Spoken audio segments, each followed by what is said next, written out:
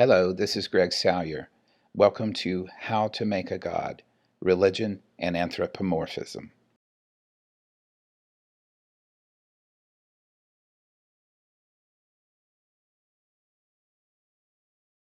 While our default position is to think of gods as too powerful and remote to be like us, our history with gods is just the opposite.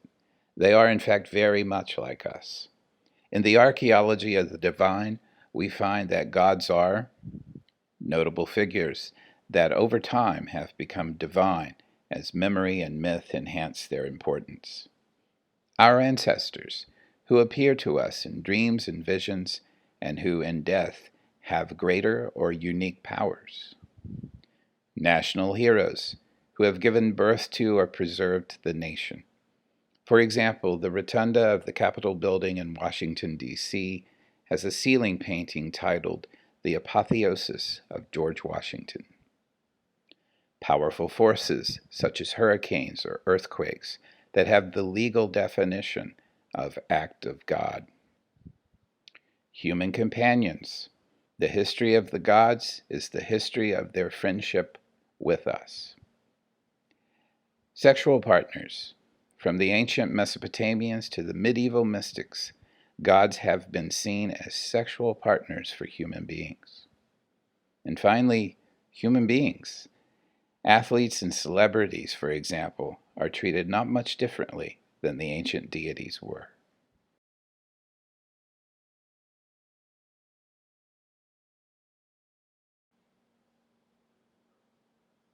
Though it does not usually appear in our intellectual history, Western thought has recognized the significance of anthropomorphism in every age.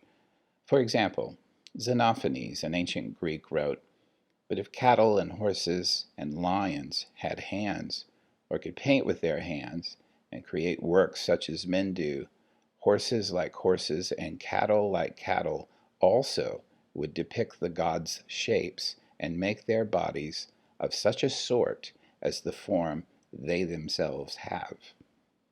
Francis Bacon, a modern scientist, wrote, "The human understanding, from its peculiar nature, easily supposes a greater degree of order and equality in things than it really finds."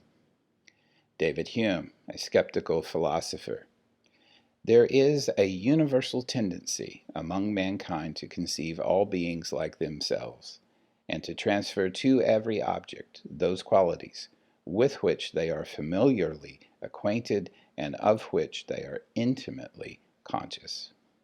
We find human faces in the moon, armies in the clouds, and by a natural propensity, if not corrected by experience and reflection, ascribe malice or goodwill to everything that hurts or pleases us." Ludwig Feuerbach, a Christian theologian and early anthropologist, wrote simply, "Theology is anthropology," by which he meant the study of God is the study of human beings.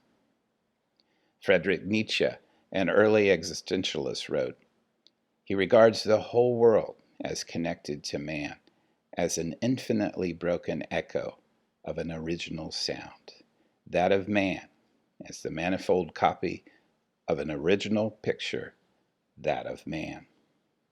And finally, Karl Marx, a materialistic philosopher, wrote, "Religion is the sigh of the oppressed creature, the heart of a heartless world, and the soul of soulless conditions.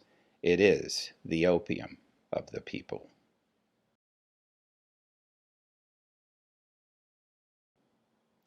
Before we go any further, it will be helpful to understand some technical terms we will be using. Cognition is the mental process of acquiring knowledge. Agency is action or intervention, especially such as to produce a particular effect. Animism is the belief in spirits or life in the inanimate realm. And anthropomorphism, the Greek words anthropos for man or human and morphe for form, means attributing human qualities to non-human people, places, things, and forces. In his work Faces in the Clouds, A New Theory of Religion, Stuart Guthrie argues for a new definition of religion, which is quite simply that religion is anthropomorphism. Note that he does not say that religion uses or includes anthropomorphism.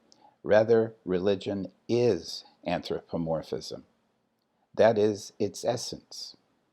Guthrie uses some technical terminology to make his point, but we can make it more understandable by describing the three aspects of the theory as what we do, why we do it, and how it's done.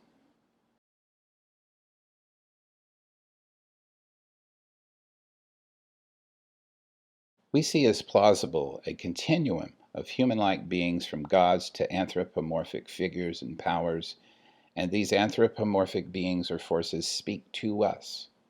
Accordingly, we ascribe meaning to them and derive meaning from them in a cycle of projection and reviewing that constitutes the essence of how we make sense of the world and ourselves in it.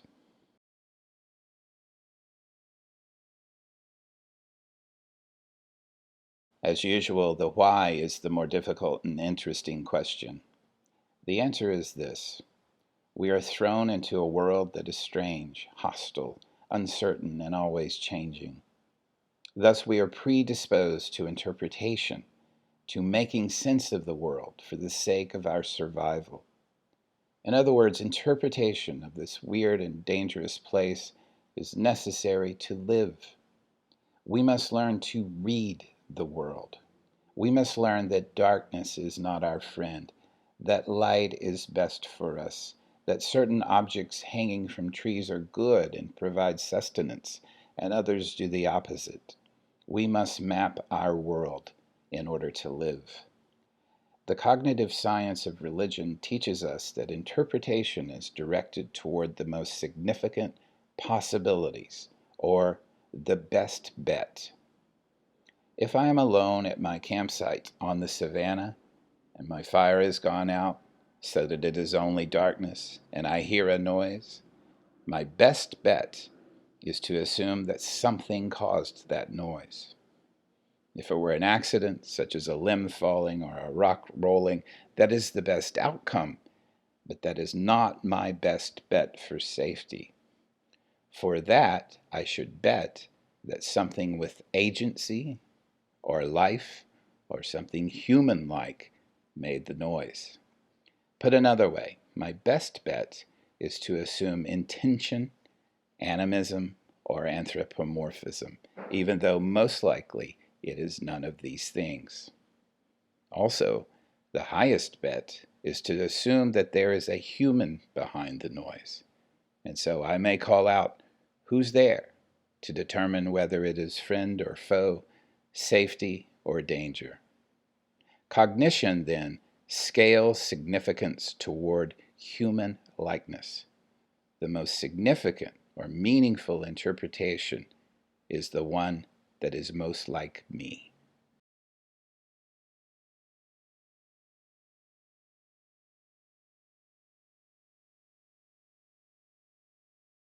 You may already see how we make our gods now.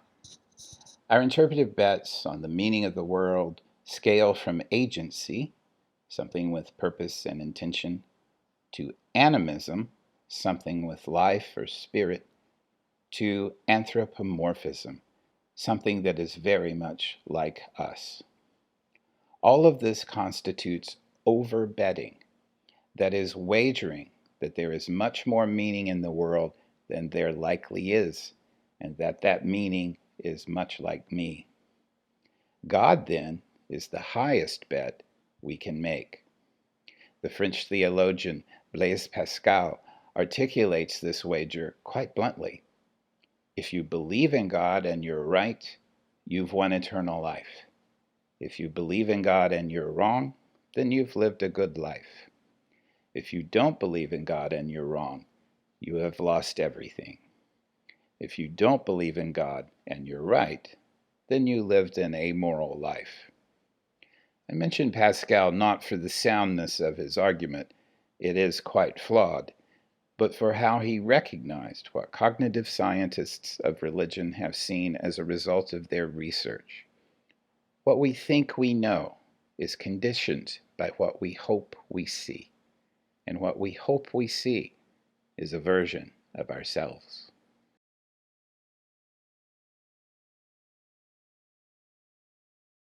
How then do we make a God? We can do it in 6 steps. First, experience something that you do not understand. This should be fairly easy. 2, bet that it is something of the highest order. 3, assign your uncertainty anthropomorphic features. 4, make those features divine.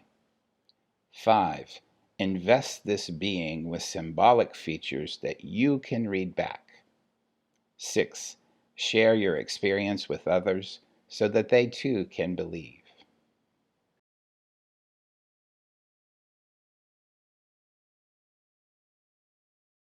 Religion is anthropomorphism. Theology is anthropology. We see faces in the clouds because we have faces. It is such a simple, elegant, and profound definition of religion, but we should not mistake it for a cynical one.